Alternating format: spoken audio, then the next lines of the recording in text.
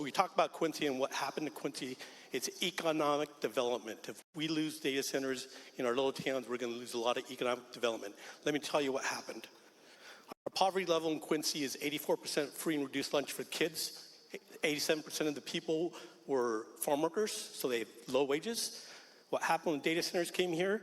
All of a sudden, we go from 84% free and reduced lunch in our schools to 72, 12% less poverty because of the data centers.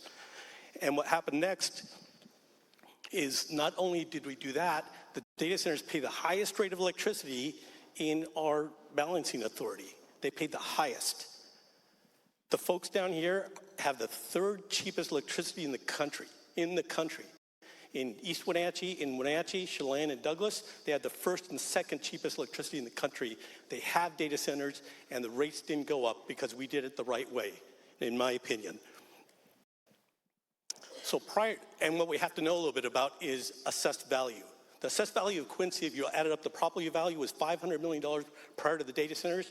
We're now at $8.3 billion. What's that mean to us? What that means is that the data centers pay 57% of all the taxes in Quincy. On last Tuesday, we just passed a levy for $44 million. $44 million that passes 66% positive. The data centers pay $25 million. The homeowners like me pay $19 million of that. Not $44 million, 19. So that's what's happening in Quincy. We've got all of this data. We don't have to pay all the taxes because the data centers pay it. Now here's what happened to Quincy. We have a new library, brand new library after the data centers. We have new fire station, 8 bays. Quincy's only 7,500 people.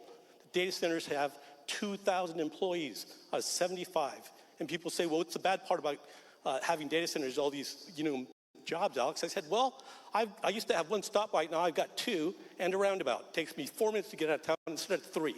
That's the bad part. I got one extra stoplight. That's what happened. I've got a new city hall. I've got a new police station. I've got a bond for $108 million. And the last thing I'll leave you with is Brad Smith, Microsoft president, stated, if you want to visit what probably is the nicest high school in the state of Washington, you don't have to go to the neighborhood where Microsoft headquarters is based, Smith said.